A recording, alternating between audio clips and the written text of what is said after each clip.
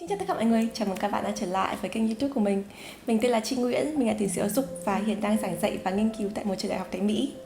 Video ngày hôm nay là một video vô cùng đặc biệt trong lịch sử thực hiện The Present Writer, bởi vì đây là một video mà nó đã được hình thành từ trước cả khi mình xây dựng thương hiệu The Present Writer vào năm 2016. Và nó là cái lý do mà mình có The Present Writer, cũng như là lý do mà mình có tất cả những cái thành công mà mình có trong những năm qua, như là có bằng tiến sĩ tại Mỹ, có công việc làm trong mơ tại Mỹ, có gia đình nhỏ, có một cái nền tảng về tài chính ổn định và sống một cuộc sống trong mơ của mình. Tất cả những cái thành công của mình đều quy lại bởi chính những cái nội dung mà mình chia sẻ trong cái video ngày hôm nay.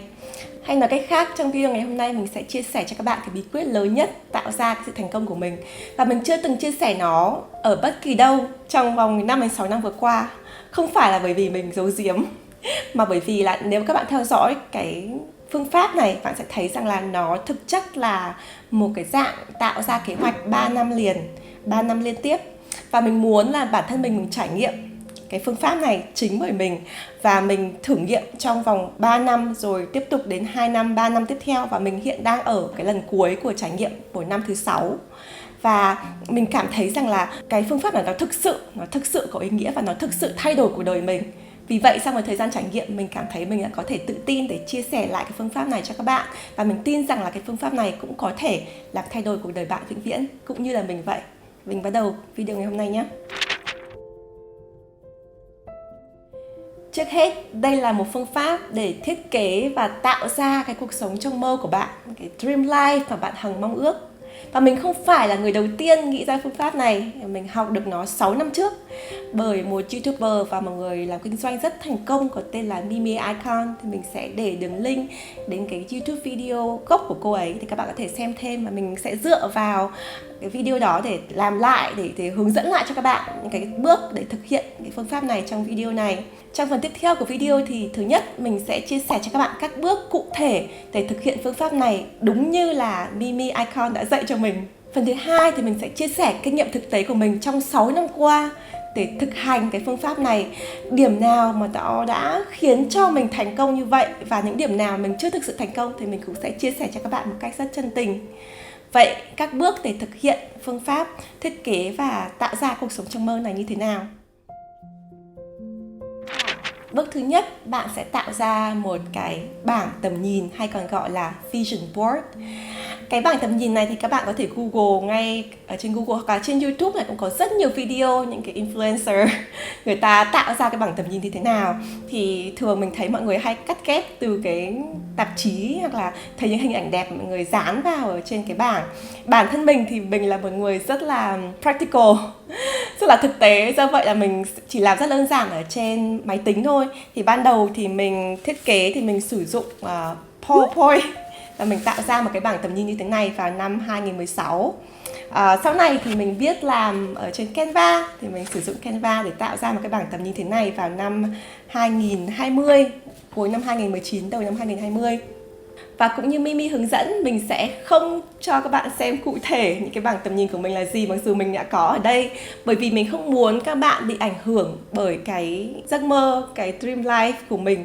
Mỗi một người đều có một cái tầm nhìn, một cái tưởng tượng về cuộc sống riêng của bạn. Do vậy là trong suốt cái video này mình sẽ giới thiệu một phần nào đó của cái cuộc sống trong mơ, cái vision board của mình, nhưng mà mình sẽ không chia sẻ cho các bạn cụ thể chụp hình từng cái yếu tố một của cái vision board của mình. Thì cái ý tưởng chính của nó là gì? Ý tưởng chính là bạn hãy nghĩ trong đầu là bạn muốn cuộc sống tương lai của mình như thế nào, và bạn tìm những cái hình ảnh đẹp để nó thể hiện cuộc sống đấy.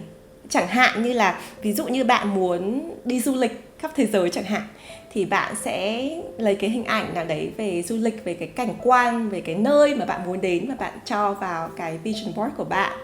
Hay là nếu mà bạn mơ ước của bạn là bạn muốn có bằng tốt nghiệp đại học chẳng hạn, hay là thạc sĩ, tiến sĩ chẳng hạn, thì bạn sẽ lấy cái hình ảnh của một người tốt nghiệp, hoặc là cái bằng tốt nghiệp ở đấy để thể hiện rằng là bạn muốn có cái điều đấy.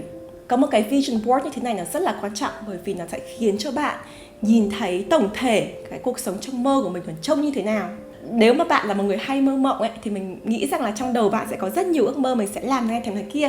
Nhưng mà đôi khi vì mình có quá nhiều ước mơ ấy, cho nên là nó không cảm thấy thật với mình ấy, mình không sờ được, mình không nắm được.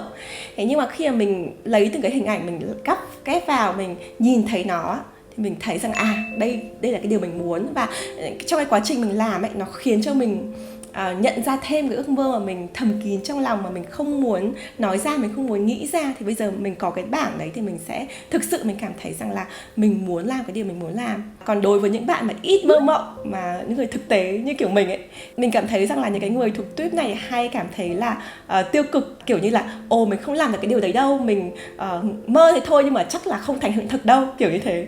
Thì cái việc mà mình tạo ra cái bảng tầm nhìn này nó sẽ khiến cho mình dám mơ ước hơn.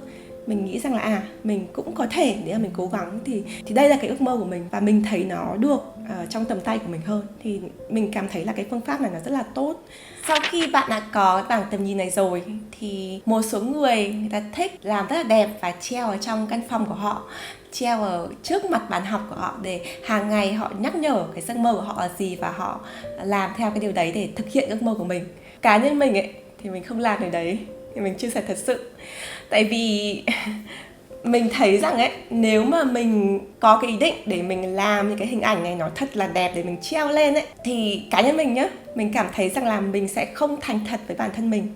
Ví dụ như là mình có những cái ước mơ thầm kín, mà ước mơ mà mình nghĩ rằng là mình nói ra mọi người nhận ra, mọi người sẽ chê cười mình á, thì mình sẽ không chọn những cái hình ảnh hoặc là không nhắc đến cái ước mơ đấy. Và nếu mà mình có ý định treo nó lên ấy, và nếu mà mình ở cùng với ai ấy, thì mình sợ rằng là khi mà họ đến chơi nhà mình, đến thăm phòng của mình và họ hỏi cái này là nghĩa là gì, thì mình sẽ phải giải thích cho họ. Thì mình cảm thấy rằng là nếu mà như thế thì mình không thành thật với bản thân mình, mà không thành thật với giấc mơ của mình. Do vậy cái cách của mình làm, mình không nói là các bạn phải làm giống như mình nhé, nhưng mà cái cách của mình làm ấy là sau khi mình thực hiện cái vision board, như các bạn có thể thấy là mình làm rất đơn giản trên những cái tờ giấy thôi, thì mình cất nó đi ở một cái chỗ nào đấy. Thỉnh thoảng thì mình mở ra mình xem, ví dụ 3 tháng, 6 tháng, 1 năm thì mình mở ra mình xem thôi, chứ mình không có treo nó lên. Và có một số cái bước sau này sẽ giúp cho mình nhớ cái giấc mơ của mình, nhập tâm nó hơn là hàng ngày phải nhìn thấy nó nhắc nhở vào bản thân mình. Thì mình sẽ giới thiệu thêm cho các bạn vào bước thứ 2 và bước thứ 3 của phương pháp này. Bước thứ 2 của phương pháp này là bạn sẽ viết cho bản thể trong tương lai của mình một lá thư. Và trong cái hướng dẫn của Mimi, cô còn gọi là love letter, có nghĩa là bức thư tình. Tại sao như vậy? Thì cái ý nghĩa của nó là thế này. Bạn sẽ viết một bức thư cho bản thân mình trong 3 năm nữa. Chẳng hạn như ví dụ như mình đang có ở đây là mình bắt đầu cái phương pháp này vào năm 2016, mà trong bức thư thì mình sẽ viết là năm 2019. Tức là 3 năm sau đó thì mình sẽ viết cho mình vào năm 2019. Thì cái bức thư này nó phải là một bức thư rất là tích cực. Bạn phải đặt bản thân vào cái cảm giác rằng là mình đã đạt được tất cả những cái gì mà mình mường tượng ở trong cái vision board, cái bảng tầm nhìn của mình. Mình cảm thấy cái này nó hơi khó với một số bạn mà không có trí tưởng tượng ấy. Nhưng mà cái ý nghĩa của bức thư là rất là quan trọng. Có nghĩa rằng là mặc dù bạn chưa đạt được cái điều mà mình muốn, nhưng mà bạn tưởng tượng như là bạn đã đạt được nó rồi. Bạn thử tưởng tượng là ví dụ như tất cả những cái điều mà bạn đặt ở trong cái vision board đấy thành hiện thực, thì bạn sẽ viết cái bức thư cho bản thân mình 3 năm tới. Ví dụ như bức thư của mình là mình viết vào năm 2016, nhưng mà mình đặt cái ngày là năm 2019 và mình viết là Dear Chi Chi, mình viết bằng tiếng Anh. Nhưng mà các bạn có thể viết bằng bất kỳ một cái ngôn ngữ nào đó, ví dụ tiếng Việt, tiếng Thái, tiếng Nhật, không quan trọng, cái ngôn ngữ nào mà nó thoải mái nhất với bạn. Và bạn không cần phải quan trọng đến ngữ pháp, từ vựng hay chính tả đâu, cái này nó viết cho bản thân mình và làm sao mà nó viết thành thật nhất. Do vậy là cái ngôn ngữ nào nó khiến cho bạn cảm thấy bạn thật nhất, bạn raw nhất, bạn trần trụi nhất ấy, thì bạn nên viết với cái ngôn ngữ đó. Mình viết mình bắt đầu mình viết là Dear Chi Chi, gửi đến cho Chi vào năm 2019, là mình viết rằng là mình rất là vui khi thấy nụ cười trên gương mặt bạn ngày hôm nay, và bạn đã làm rất nhiều điều trong 3 năm vừa rồi. Tôi thực sự rất là tự hào về bạn. Tất nhiên là cái này mình dịch từ tiếng Anh nên nó hơi kỳ cục, nhưng mà phần tiếp theo của bức thư thì bạn sẽ dựa vào cái bảng tầm nhìn của mình và các bạn viết về những cái phần mà bạn tưởng tượng cái cuộc sống trong mơ của mình nó sẽ như thế nào. Thì mình dựa theo cái hướng dẫn của Mimi thì mình viết ở trong cái bức thư của mình vào những cái mảng nhỏ như sau. Thứ nhất, mình viết về mental state, tức là viết về những cái sức khỏe tinh thần của mình. Thì mình rất là đồng ý với Mimi, vì Mimi có giải thích rằng là dù bạn có kiếm được rất nhiều tiền, bạn có công việc bạn mong muốn, bạn có được những cái điều bạn có, nhưng mà cái sức khỏe tinh thần bạn không cảm thấy hạnh phúc với cái cuộc sống của mình, thì đấy cũng không phải là cái cuộc sống trong mơ của bạn. Thế do vậy là mình bắt đầu với cái mental state, tức là bắt đầu với những cái sức khỏe tinh thần của mình. Và mình viết rằng là Chi mình rất là tự hào với bạn, vì bạn đã trở thành một người rất là bình tâm, bạn rất là điềm đạm, bạn rất là an yên. Bởi vì cái thời điểm năm 2016 thì mình không có cái sự an yên mà mình có hiện nay. Và mình viết rằng là bạn có được điều đó là bởi vì là bạn thiền hàng ngày, bạn viết journal hàng ngày, bạn thể hiện những cái điều tốt đẹp trong cuộc sống bạn hàng ngày, vân vân vân vân. Tức là nói về những cái hoạt động cụ thể, nói về những cái điều mà mình nghĩ rằng là mình làm sẽ đưa cho mình có được cái cuộc sống trong mơ đó. Thì đó chính là cái nghĩa lớn nhất của việc viết cái bức thư này, bởi vì là nó sẽ khiến cho bạn có cái niềm tin rằng là mình sẽ thực hiện được những cái điều mà mình mong muốn, những cái điều mà mình nói ở trong cái vision board, mình thể hiện ở trong cái ước mơ của mình. Sau khi mà mình viết về cái mental state, tức là cái sức khỏe tinh thần của mình, thì mình viết về cái physical state, tức là về cái sức khỏe của mình. Vì là mình cảm thấy rằng là mình là một người mà không có nhiều sức khỏe, thì mình viết rằng là mình cảm thấy rất là vui. Bây giờ mình có rất nhiều sức khỏe, mình rất là khỏe mạnh, mình đã tập luyện hàng ngày, mình thế này thế kia. Tức là mình viết trong bức thư là như thể là mình đã có được cái sức khỏe mình mong muốn.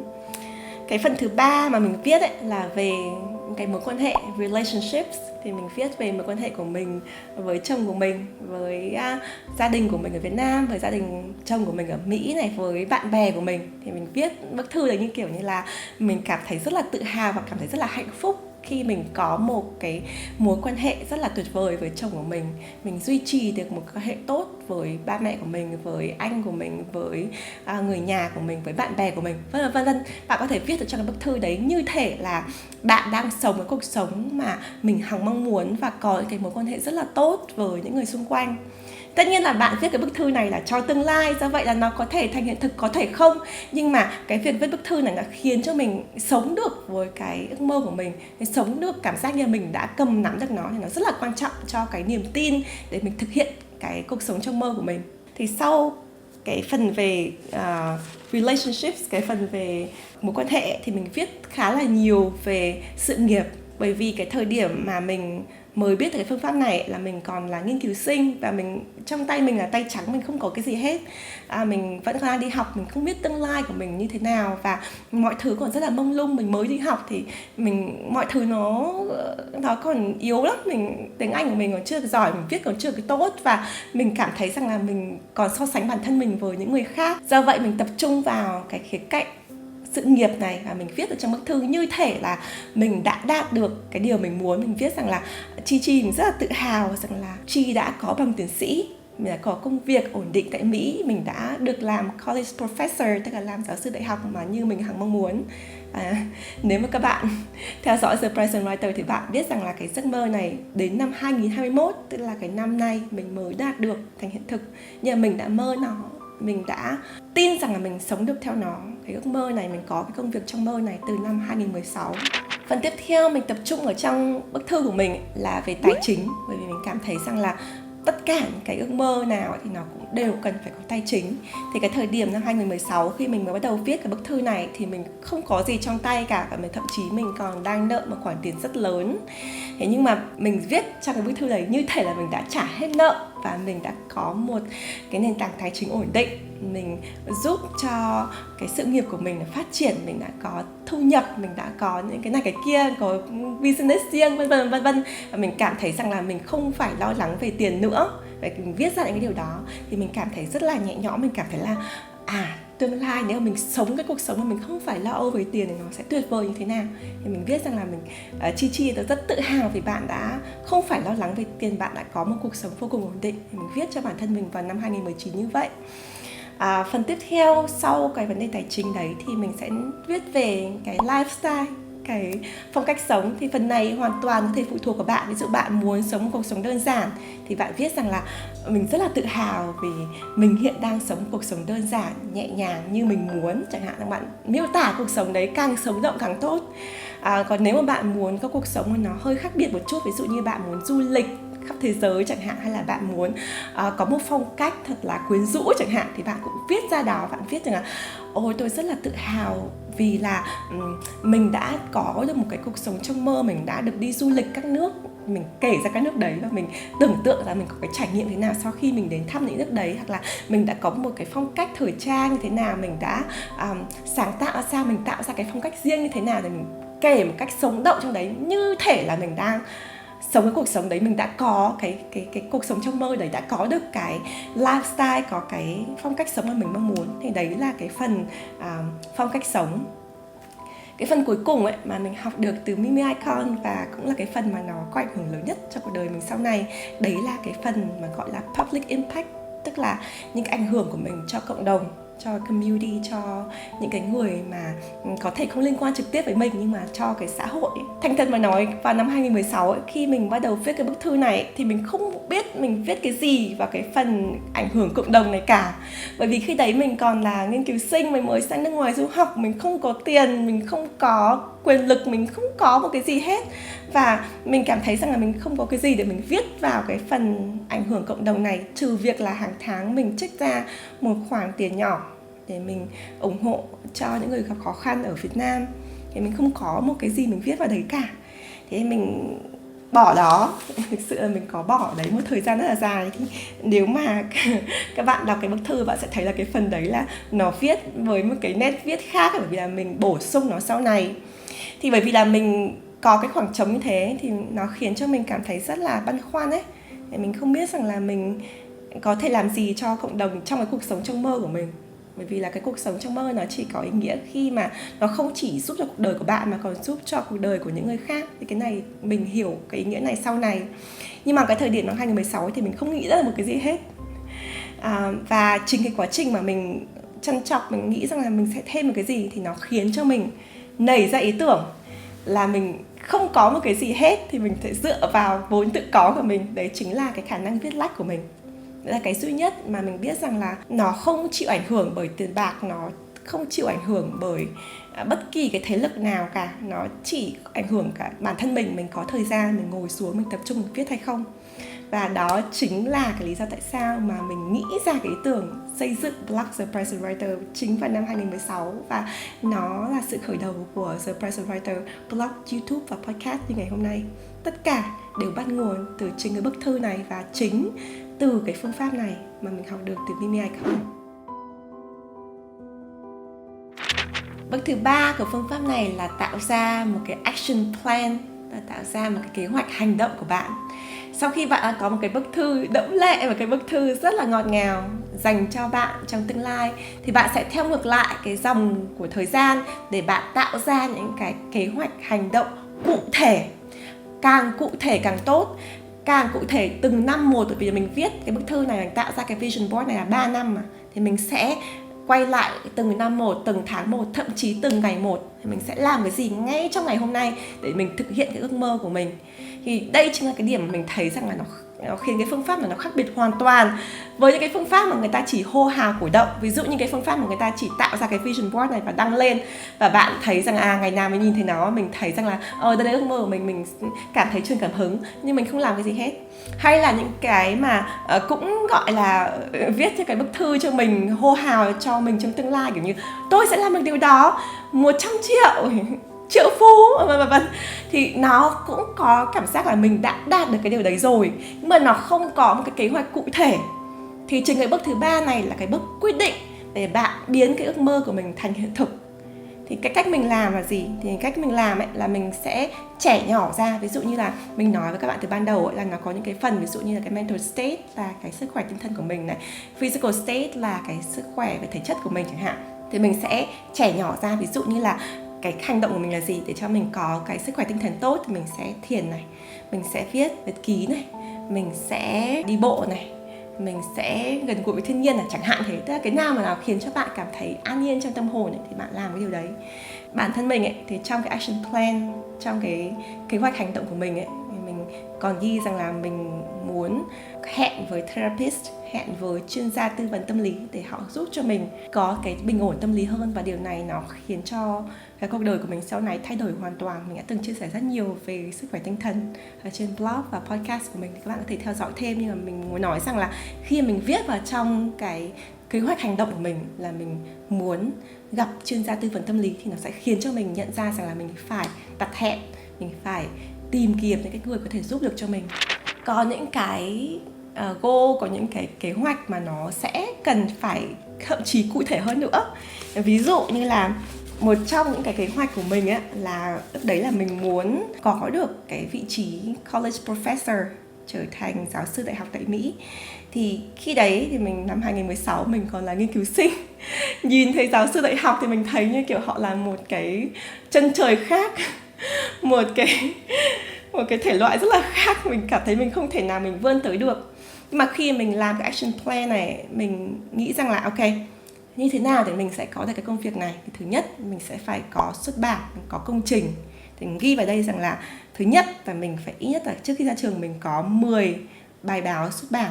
Thì mình trẻ nhỏ ra là có nghĩa rằng là trong vòng 3 năm thì mình có ít nhất là 3 bài báo một năm, hay nói cách khác là một bài báo trong vòng 4 tháng. Thì mình viết hẳn ở đây thế. Và mình sẽ phải làm gì? Thứ nhất là mình ghi là mình viết hàng ngày này, mình hoàn thành tất cả những ý tưởng của mình này, mình học và mình làm việc một cách rất là thông minh, và mình work hard, mình chăm chỉ.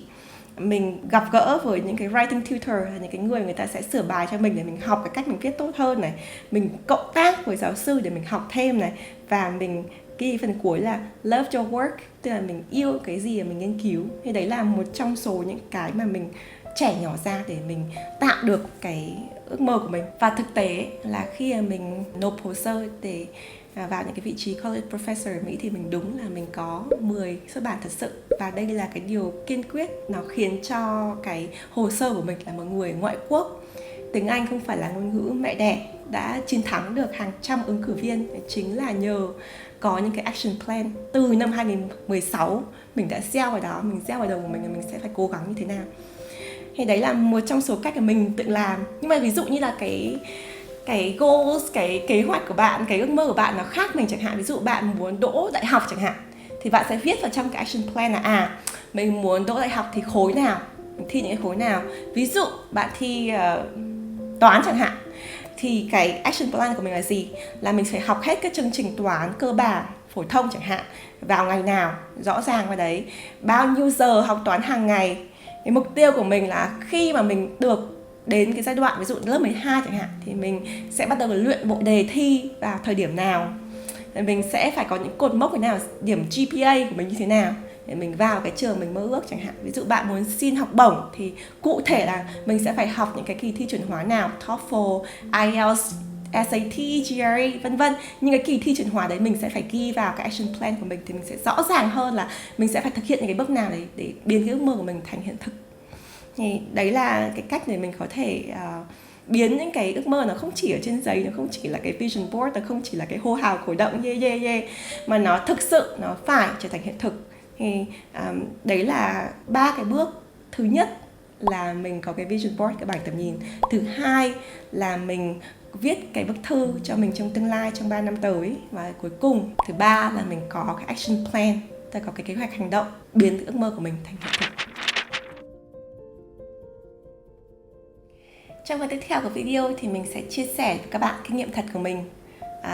Mình đã viết cái bảng tầm nhìn vào năm 2016 và năm 2020, và hiện nay là cuối năm 2021, đầu năm 2022, tức là mình đã hoàn thành được thực tế cái phương pháp này được một thời gian rất là dài rồi. Và chính là vì mình muốn đợi xem là cái phương pháp này nó có thành công hay không, mình mới chia sẻ lại cho các bạn vào ngày hôm nay. Thì mình muốn dựa vào cái kinh nghiệm thực tế của mình để mình nói với các bạn là tại sao cái phương pháp nó lại thành công với mình, và có những điểm nào mà ví dụ như trong cái vision board này mình có mà mình chưa thực hiện được thì mình cũng sẽ chia sẻ với các bạn và lý do tại sao. Thì thứ nhất là tại sao mình nghĩ rằng là cái phương pháp này nó thành công đối với mình. Bởi vì là từng bước của nó nó rất là khớp với những cái kiến thức về tâm lý, đặc biệt là tâm lý học tích cực, positive psychology mà mình đã từng học ở Mỹ, và nó rất là thực tế, nó rất là gắn với hành động chứ không phải là hô hào suông. Mình sẽ lượt lại 3 cái bước này để các bạn thấy được cái lý do tại sao nhé. Cái bước thứ nhất là lập ra vision board. Cái bước này thực ra mình nghĩ rằng là nó thành công bởi vì là nó sẽ khiến mình mơ, nó cho phép mình được mơ ước, được dream cái cuộc sống trong mơ của mình. Như vậy nói, có những người ta hay mơ ước, có những người thì không. Nhưng mà khi bạn để tất cả những cái mơ ước của mình trên một tờ giấy hoặc trên một cái bảng tầm nhìn ấy, thì bạn sẽ thấy rằng là mình có thể mơ cái cuộc sống này. Thì mình sẽ đưa một ví dụ cụ thể của mình nhé. Mình đang nhìn vào cái bảng tầm nhìn của mình vào năm 2016. Thì ở thời điểm này, khi mình nghĩ về cái cuộc sống trong mơ của mình vào năm 2019, tức là 3 năm sau đó, thì trong cái ước mơ của mình ấy, thì mình luôn nghĩ là mình muốn có một em bé, mình muốn có con. Thế nhưng mà cái thời điểm đấy thì mình rất là sợ ấy, tại vì là mình không biết là tương lai thì mình có thể có con hay không. Không phải tại sao, nhưng mình có cái suy nghĩ rằng là nếu mà mình mơ đấy nhưng mình viết ở đấy thì nó sẽ kiểu như là nếu mà nó không được thành hiện thực thì mình sẽ rất là buồn ấy. Ví dụ như mình không có được em bé, hoặc là mình bị sảy thai chẳng hạn, hay là mình sinh ra một em bé mà không được lành lặn, hay là một cái điều gì đấy mà nó tệ hại nó xảy ra với mình ấy, thì mình cảm thấy rằng là mình sẽ rất là buồn. Do vậy là mình không biết là mình có nên cho cái phần em bé vào đây hay không, bởi vì nó là cái điều mà mình cảm thấy là mình không thể kiểm soát được 100% ấy. Thế nhưng mà vì là mình có cái động lực, mình quyết định là mình làm cái này. Do vậy là mình quyết định mình để hình của con mèo của mình, cái chú mèo của mình khi đấy là Friday vào đây, và mình thậm chí mình ghi là Friday và baby, tức là Friday và em bé. Tức là mình thậm chí mình còn để hình em mèo của mình ở đây, coi như là đấy là cái hình ảnh miêu tả trong một em bé. Thì mình sợ, mình thậm chí không muốn lấy hình một em bé thật để cho vào đây, bởi vì là mình cảm thấy rằng là nhỡ cái điều đấy không thành hiện thực thì sao. Đấy, nhưng mà nhờ việc là mình để cái hình của Friday, mình viết cái chữ em bé này, nó khiến cho mình cảm thấy rằng là mình có cái điều đấy ở trong ước mơ của mình, và mình sẽ cố gắng biến cái điều đấy thành hiện thực. Và cái điều đấy nó khiến cho mình dũng cảm hơn, nó khiến cho mình bớt sợ hãi hơn khi mình nghĩ về cuộc đời mình khi mình trở thành một người mẹ. Cái này thì có thể là nó nghe nó rất là xa vời với những bạn mà còn trẻ, nhưng mà mình tin rằng là những bạn nào đã có ý định muốn có con hoặc là có con rồi, các bạn sẽ hiểu cái tâm sự của mình. Thì đấy là cái ý nghĩa lớn nhất của cái bước đầu tiên, nó khiến cho mình dám mơ ước.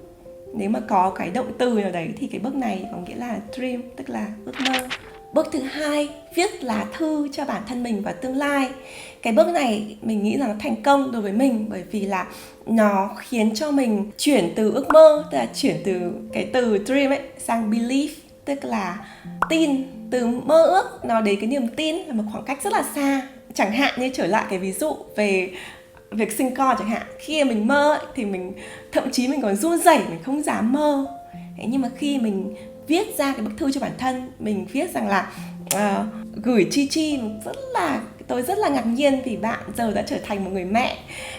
Bạn còn nhớ rằng ngày xưa khi mà mình mới thực hiện bảng tầm nhìn, bạn đã sợ hãi như thế nào khi nghĩ về việc là mình đã có một đứa con, và bây giờ mọi thứ nó đều đã ổn định, bạn đã có một đứa con kháu khỉnh. Mình cảm thấy rằng là cái cuộc sống của mình hạnh phúc hơn rất nhiều khi trở thành một người mẹ. Thì mình viết vào đấy, vào cái bức thư, như thể là mình đã có em bé rồi.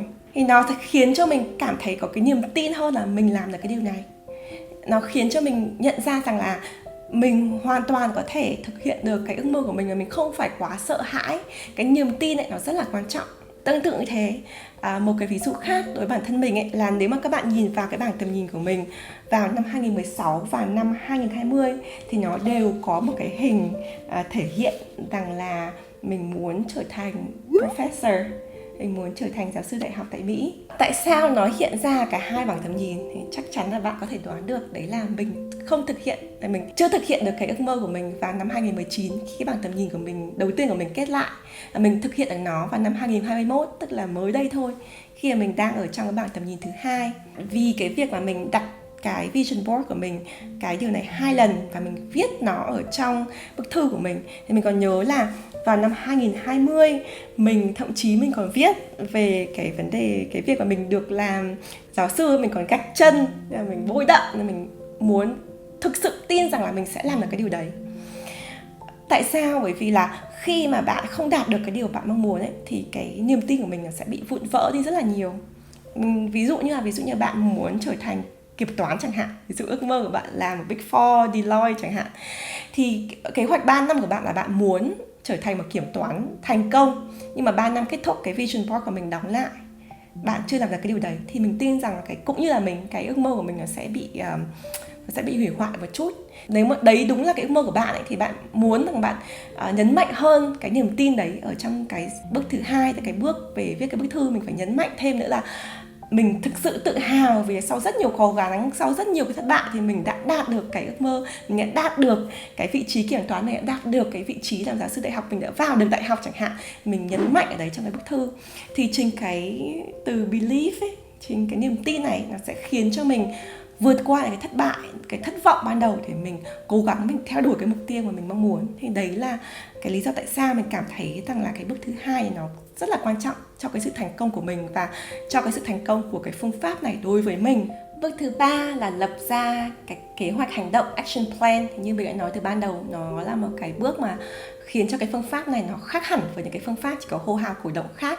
Nó khiến cho bạn tạo ra những cái hoạt động, cái hành động cụ thể để hiện thực hóa cái ước mơ của mình.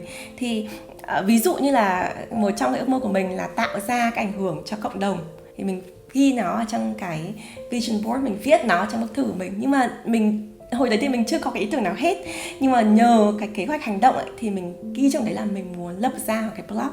Và cái bước lập blog là gì thì mình ghi hẳn ra đấy là mình sẽ tìm hiểu cách lập blog hoàn thiện, mình sẽ phải có cái tên cho blog, The Present Writer, mình sẽ viết bao nhiêu bài một tuần, mình sẽ phải làm sao để blog của mình có được bạn đọc đông đảo, mình sẽ làm gì để mình trở thành một cái người blogger thực sự và mang lại ảnh hưởng tới cộng đồng. Thì mình ghi vào đấy cụ thể những cái bước mình phải làm ở trong cái action plan của mình. Các bạn có thể đang tò mò tự hỏi là vậy trong suốt cái thời gian đấy thì có cái ước mơ nào mà mình ghi trong đây mà không thành hiện thực hay không? Thì khi mình nhìn lại cái bảng tầm nhìn này, kể cả cái bảng tầm nhìn mình mới làm năm 2020 mà kết lại vào năm 2023, tức là mình chưa hoàn thành nó, thì mình cảm thấy rằng là mình đã thực hiện được 90% những cái điều mình mơ ước. Tức là nói một cách khác là mình hiện đang sống cái cuộc sống trong mơ của mình. Nó không phải là cuộc sống hoàn hảo, đừng hiểu lầm ý của mình, nhưng mà đây là cái cuộc sống mà mình đã mơ 3 năm trước, 6 năm trước. Nhưng mà trong số đó thì có những cái điều mà nó không thành hiện thực, nhưng mà mình cảm thấy lại hoàn toàn bình thường. Ví dụ một trong cái điều đấy là vào năm 2016 thì mình mơ ước rằng là đến năm 2019 thì mình sẽ chuyển đến ở một thành phố lớn. Cái điều này là bởi vì là khi đấy thì mình mới chuyển đến cái thành phố State College, là cái thành phố nhỏ mà mình học tiến sĩ. Thì hồi đầu ấy, khi mình ở đấy thì mình cảm thấy khá là buồn ấy, khá là cô đơn, là mình nhớ cuộc sống ở thành phố lớn. Thế nhưng mà sau này ấy, đặc biệt là sau cái thời gian mình có con nhỏ này, có gia đình này, và trải qua cái giai đoạn đại dịch vừa rồi ấy, thì mình cảm thấy rằng là mình không phù hợp ở thành phố lớn, bởi vì thành phố lớn nó rất là phức tạp, nó rất là nhiều áp lực, và mình cảm thấy là nó không phù hợp để mình nuôi dạy một gia đình nhỏ và an bình như là ý mình muốn. Chỉ là cái quan điểm riêng của mình thôi nhé, các bạn không cần thiết phải áp dụng nó vào cuộc sống riêng của bạn. Nhưng mà chính là bởi vì cái sự nhận ra này, như vậy là khi mà cái ý tưởng chuyển đến thành phố lớn nó không thực hiện được ấy, thì mình hoàn toàn bình thường, bởi vì là mình không còn muốn cái điều đấy nữa, nó không phải là cái ước mơ của mình nữa. Và hiện nay mình đang ở một thành phố dạng trung, bậc trung ở Mỹ, nó không phải là thành phố lớn như là New York, San Francisco, Los Angeles, nhưng mà nó là một thành phố mà nó tương đối ổn, một thành phố tầm trung ở Mỹ, thì mình cảm thấy là nó phù hợp hơn với mình và nó cần với cái thực tế của mình hơn. Do vậy là mình cảm thấy cái ước mơ này không thành hiện thực thì nó cũng hoàn toàn là bình thường, vì là không phải là mọi thứ ngày xưa mình mơ và nó về sau này cái thực tế nó đúng như là cái điều mình muốn. Một trong số cái điều nữa mà mình cảm thấy rằng là mình đã từng mơ ấy, đấy là vào năm 2016 ấy, thì mình mơ là mình sẽ đi du lịch khắp thế giới. Thì ở trong cái bức thư gửi cho bản thân mình, hay cũng như là trong cái kế hoạch hành động ấy, thì mình có ghi là mình muốn đi du lịch châu Âu này, mình muốn đi châu Phi này, mình viết ra cụ thể mình sẽ tiết kiệm tiền như thế nào, mình thế này thế kia. Thì cái ước mơ này nó không thành hiện thực, hoặc là nó chưa thành hiện thực. Hiện nay thì mình mới chỉ ở Mỹ và mình có đi du lịch trong nước Mỹ và mình có về Việt Nam một vài lần, khá là nhiều lần, nhưng mà mình chưa đến được châu Âu, chưa đến được châu Phi. Có một số lý do xảy ra cái vấn đề này. Thứ nhất là trong 3 năm đầu, từ năm 2016 đến 2019 ấy, khi mà mình bắt đầu hiện thực hóa cái ước mơ của mình trong cái bản vision board đầu tiên ấy, thì mình và chồng mình tiết kiệm tiền rất là nhiều. Mình còn nhớ là hồi đó thì mình còn là sinh viên, mình hầu như là cái chi phí nó được chi trả cho nghiên cứu sinh nó rất là thấp ấy, mình phải tiết kiệm rất là nhiều. Và hồi đó thì chồng mình còn đi làm ở nhà hàng ấy, bọn mình còn tiết kiệm mức độ mà để có thể, hồi đấy bọn mình rất là muốn đi Ý, mình muốn là để có tiền đi Ý thì bọn mình còn tiết kiệm mức độ là chồng mình đi làm nhà hàng mà có đồ ăn dư ấy, ví dụ anh ấy nấu ăn chẳng hạn, vì chồng mình là đầu bếp cái hồi đấy thì có đồ ăn dư ấy, thì nhà hàng cho phép người làm bếp người ta mang về nhà thì bọn mình ăn chính cái món đồ đấy.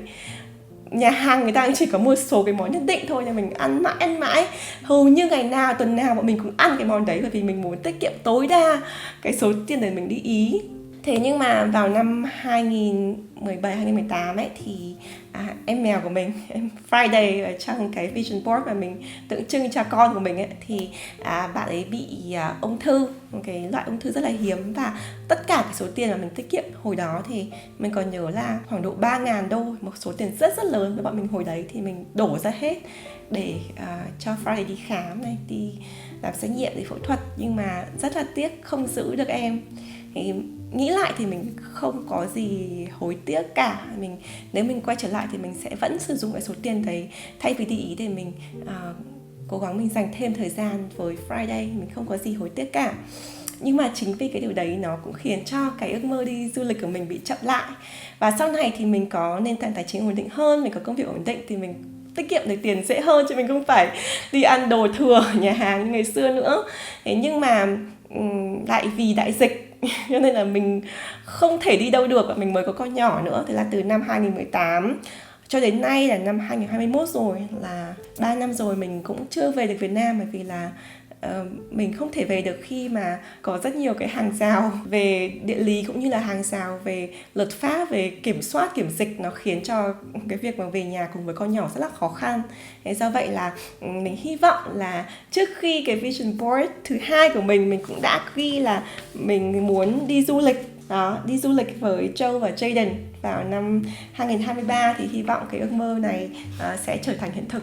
Thì đấy là một trong số cái điều mà mình nghĩ rằng là mặc dù nó không là chưa thành hiện thực, nhưng mà mình cũng cảm thấy rằng là ok, mình nhận ra rằng là có cái lý do, không phải là do mình hoàn toàn, mà có thể có những cái lý do bên ngoài nó ảnh hưởng đến cái ước mơ của mình, nó ảnh hưởng đến cái action plan của mình. Thì mình hoàn toàn mình chấp nhận là mình cảm thấy rất là vui thôi. Thì mình thấy rằng là nhìn lại thì 90% những cái gì mình ghi ở trong vision board này đã thành hiện thực. Và nếu các bạn làm nghiên cứu thì 90% là một cái experiment, một cái thử nghiệm mà quá là thành công rồi. Do vậy là mình rất là tự tin khi mình chia sẻ những cái điều này cho các bạn. Mình rất là cảm ơn Mimi Icon, người 6 năm trước đã dạy cho mình cái phương pháp này, và nó thực sự làm thay đổi cuộc đời của mình. Cho đến nay nó vẫn là cái bí quyết lớn nhất khiến cho mình trở thành một người thành đạt như ngày hôm nay. Mình có được cái cuộc sống trong mơ này chính là nhờ cái phương pháp này. Mình hy vọng các bạn cảm thấy video ngày hôm nay hữu ích. Mình biết là có rất nhiều thông tin và có rất nhiều điều mà nó thuộc về dạng như là tư tưởng, tinh thần, nó hơi khó cho những người mà ít mơ mộng, hay là những cái người mà ít hiểu về tâm lý học tích cực để các bạn tin và các bạn làm theo cái điều này. Nhưng mình hy vọng là nếu mà các bạn hiểu mình và hiểu những gì mình chia sẻ, mình cũng mong rằng là bạn sẽ có được cái thành công với phương pháp này như là mình. Ngày xưa, cách đây 6 năm mình học cái điều này từ Mimi Icon và mình rất là biết ơn cô ấy. Mình hy vọng là 6 năm sau và 3 năm sau mà bạn thấy được cái thành công này từ cái phương pháp mình chia sẻ, thì bạn sẽ trở lại cái video này và kể lại cho mình như mình đang kể lại cho các bạn cái thành công của bạn. Và thậm chí không phải thành công mà những cái điều mà nó không được như ý muốn của bạn, thì mình cũng rất muốn biết lý do tại sao và làm như thế nào để bạn có được cái cuộc sống trong mơ của mình. Chào mọi người và hẹn gặp lại các bạn trong video tiếp theo. Bye.